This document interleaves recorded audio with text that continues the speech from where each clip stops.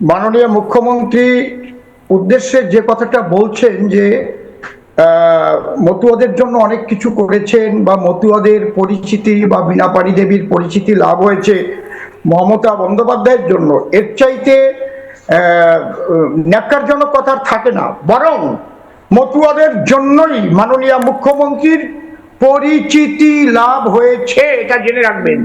আর উনি যতটা ক্ষতি করেছেন মতুয়াদের, পৃথিবীতে আর কেউ মতুয়াদের এতটা ক্ষতি করেনি। সিএ এর বিরোধিতা করেছেন উনি।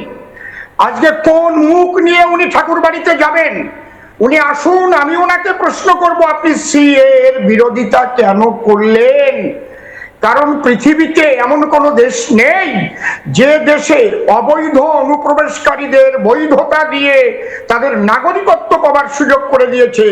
একমাত্র ভারতীয় জনতা পার্টি ওপার বাংলা থেকে আসা আমাদের উদ্বাস্তু মতুয়া নমশূদ্র সহ ব্রাহ্মণ ক্ষত্রিয় বৈশ্য শূদ্র সমস্ত হিন্দু সনাতনীদের যারা পালিয়ে পালিয়ে এসেছিল বা পাসপোর্ট করে এসে আর যায়নি, সেই অবৈধ অনুপ্রবেশকারীদের বৈধতা দিয়েছে 15 সালের 7ই সেপ্টেম্বর, এবং 19 সালে সিএএ পাশ করে 24 সালে সেটা লাগু করে সবাইকে নাগরিক হওয়ার সুযোগ করে দিয়েছে একমাত্র ভারতীয় জনতা পার্টি।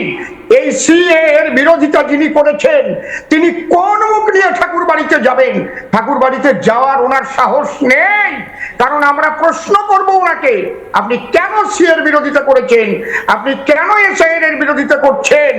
যার জন্য ওপার বাংলা থেকে যেসব রোহিঙ্গা এসেছে, ওপার বাংলা থেকে যেসব অবৈধ মুসলমানরা এসে যারা এসে দলে দলে চলে যাচ্ছে, এদের ভোটার লিস্টে নাম রাখার জন্য আপনি এসআইআর এর বিরোধিতা করছেন।